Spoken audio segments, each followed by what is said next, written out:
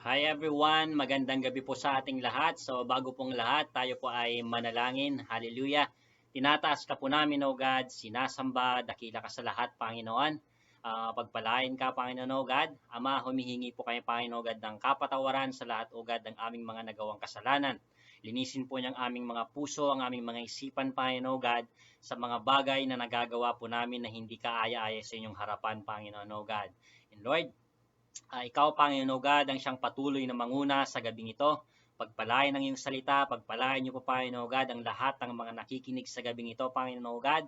At ikaw ang siyang patuloy, O God, na mangusap sa bawat puso ng bawat isa, Panginoon. Salamat sa iyo, Panginoon. Tinataas ka po namin, sinasamba. Ito pong aming samot dalangin sa tanging pangalan ng iyong anak na si Jesus. Amen and amen. Hallelujah. So this is part 5 of our topic, the journey. Today, we can see in part 5 of this topic that Jesus is an excellent storyteller. So in this chapter 4, Jesus tells us a parable, a kind of a story that Jesus teaches us a lesson that can help us to answer some questions, some essential questions, like what is the Bible and why we should read it. So in this chapter, we can learn about the parable of soil, seed in how we listen. So, still the crowd is gathering mostly for the miracles, but Jesus is focused on the message, which is the Word of God. In dito, Jesus gives us a lesson on how we hear that message. So in Romans chapter 10 verse 17, sabi po niya, consequently, faith comes from hearing the message, and the message is heard through the word about Christ. So in order for us to understand more about his word, Jesus tells us a parable. So in Mark chapter 4 verse 3 says, listen, a farmer went out to sow his seed. As he was scattering the seed, some fell along the path, and the birds came and ate it up. Some fell on rocky places when it did not have where did where it did not have much soil. It sprang up quickly because the soil was shallow. But when the sun came up, the plants were scorched, and they withered because they had no root. Other seed fell among thorns, which grow up and choke the plants, so that they did not bear grain. Still other seed fell on good soil. It came up, grew, and produced a crop, some multiplying 30, some 60, some 100 times. Then Jesus said, whoever has ears to hear, let them hear. Purihin ng Diyos. So, notice that Jesus' first word is listen, and his last word is hear. Why? Because Jesus wants us to pay attention. So sa susunod po na chapter, Jesus explained it to his disciples. In verse 11, sinabi niya why Jesus uses a parables. So a parables is to help his disciples to understand, pero sa mga tao na to refuse to believe, hindi po nila ito maintindihan. Clear po sa ating lahat that Jesus don't force himself to anyone.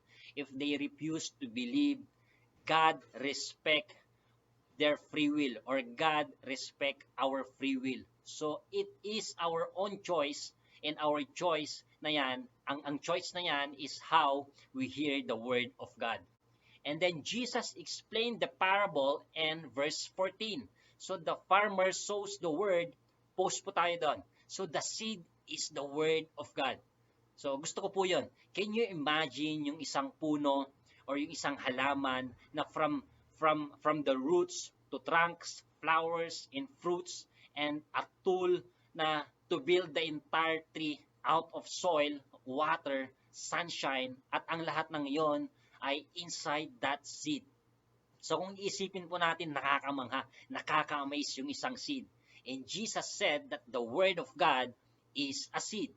So that's the Bible. So the Bible is a book, pero kung isipin natin, it's not just a book, it is a Word of God.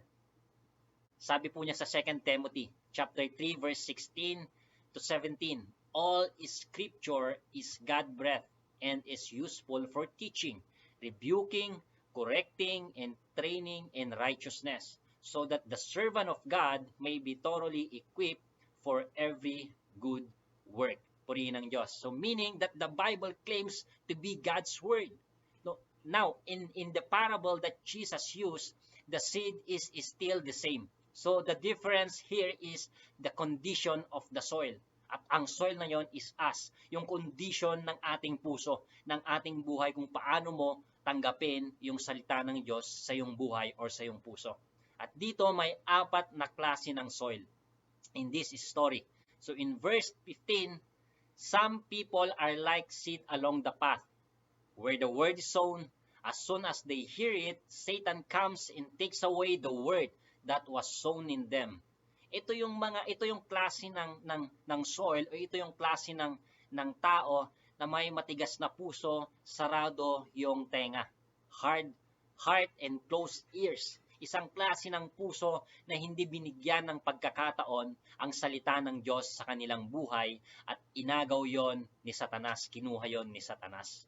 So sa second verse sa 16, others like seed sown on rocky places hear the word and at once receive it with joy, but since they have no root, they last only a short time.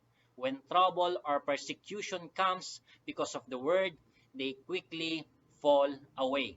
So the problem sa second soil is shallow, mababaw. Hindi maganda yung foundation po niya. Ito yung mga tao na they were excited to go to the churches or to go inside the church, pero hindi nila hinayaan na yung salita ng Diyos is mag-penetrate sa kanilang buhay or sa kanilang puso. Na when following Jesus get difficult, they walk away. And notice, Jesus compares in sunshine to trouble and persecutions. So because yung sunshine po is good sa healthy trees, when it gets hot, the healthy trees digs deeper roots, finds deeper water to survive. And trials are like sunshine. They knock out shallow faith kasi walang good foundation. Pero ito'y kalakasan sa mga healthy trees or healthy believers. Praise God. So in verse 18, sabi po niya, still others like seed sown among thorns. Hear the word, but the worries of this life, the deceitful of wealth, and desires for other things come in and choke the word, making it unfruitful. So the problem in here is they enjoy the message inside the church, pero naging sobrang busy na sila. Hindi na sila nakabalik. Hindi ko po sinasabi na mali pong magkaroon po tayo ng trabaho. Magkaroon po tayo ng, kailangan po nating magkaroon ng trabaho. But ang sinasabi ko po dito, ang priority natin dapat is the Word of God. Hallelujah. Check po natin yung sinabi ni Jesus. The thorns, worries, wealth, nakatuon po yung focus nila sa mga bagay at binigyan pansin nila yung mga bagay na yon kaysa salita ng Diyos sa buhay nila. At hindi po yon nag-grow.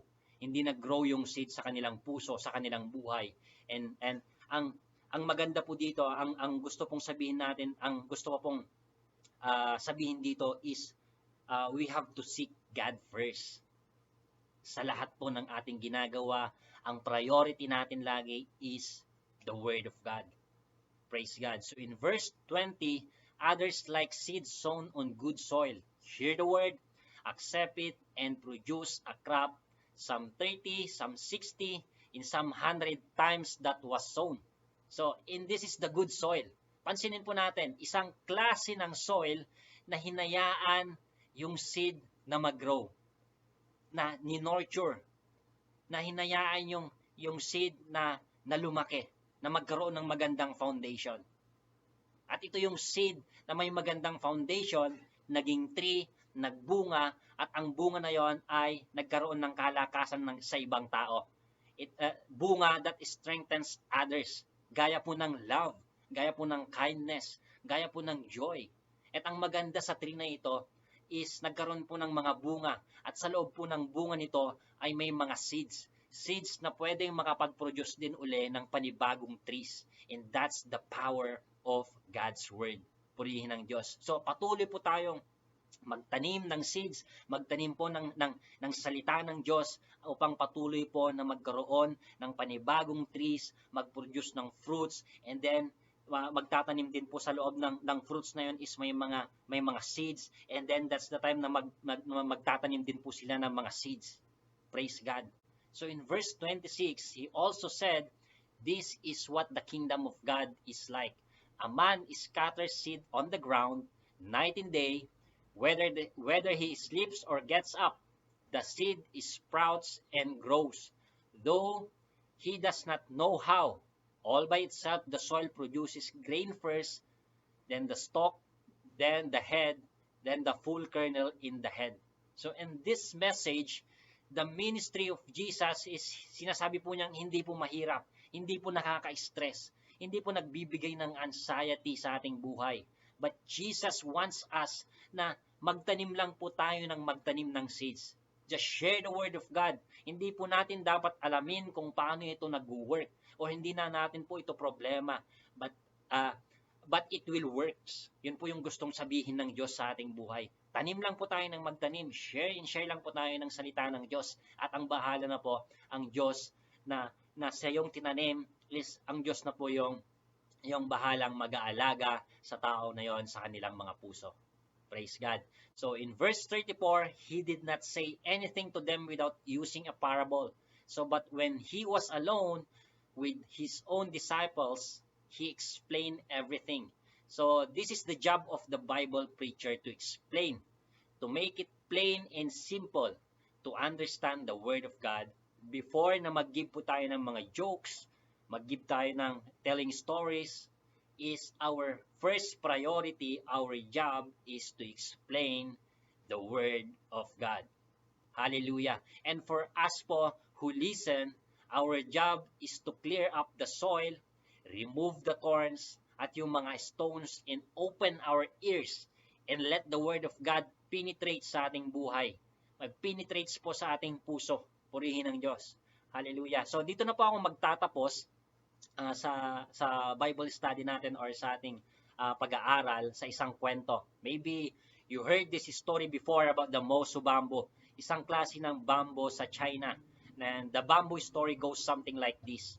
So the bamboo is amazing, nakaka-amaze po. Didiligan mo every day and you wait an entire year at walang nangyari, walang bud, walang twig, nothing, walang signs na tumubo sa isang taon.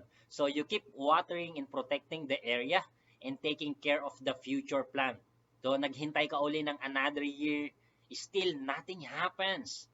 So another year na naman ang dumaan pa rin, at wala pa rin signs of growth. And then ito na yung pangatlong years na naghintay ka. Kung isipin mo, at kung ikaw yung nasa sitwasyon na yon, maybe you give up, or my question is, should you give up? So another year na naman ang lumipas, wala pa rin. And dumating yung pang 5 years niya. Ito na yung pang 5 years na yung paghihintay. Same passion as day number 1.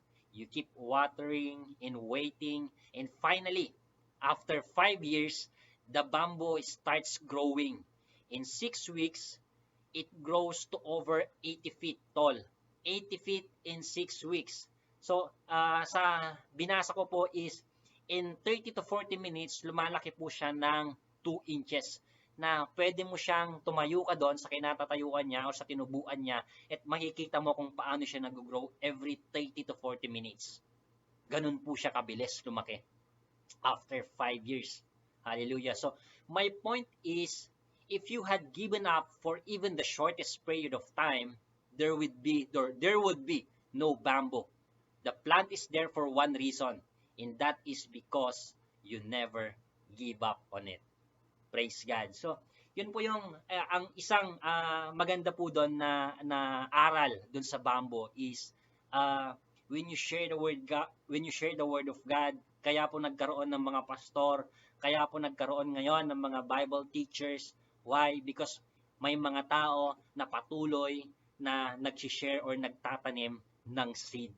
At yan po yung mga bunga nila. At yan ngayon, yung mga bunga nila naging puno, then nagkaroon uli ng bunga at nagkaroon ng seeds, at yun naman ang tinatanim din po nila. Nagtatanim din po sila ng nagtatanim ng salita ng Diyos. Praise God. So, back to our story po, meaning naghintay ka po ng more than 1,825 days doing the same thing, getting the same result. So, pero gusto ko rin pong mag-concentrate tayo dito na doon sa 5 years na paghihintay po natin or paghihintay mo na because paghihintay mo para tumubo yung bamboo. So, because that bamboo, nag-build po siya ng isang magandang foundation sa ground na bago po siya tumubo. Na akala mo wala pong nangyayari on the outside, pero ang ginawa po ng bamboo, nag-build po siya ng isang matibay na foundation na hindi kailanman matutumba pagdating ng mga bagyo or pagdating po ng tagtuyot. Why? Because meron po siyang isang matibay na foundation. So, same truth applies in our relationship with Jesus. Kailangan po tayong magkaroon ng magandang foundation. Kailangan po tayong magkaroon ng magandang roots, kumbaga, na kahit na dumating po yung bagyo, tagtuyot sa ating buhay, ibig ko pong sabihin, yung mga problema, yung mga trials, at kung ano-ano pa. At alam po natin at kailanman hindi po tayo mapapatumba because we have the right or build a good foundation through the Word of God. Purihin po ang Diyos. Pagpalain po ang salita ng Diyos sa gabing ito.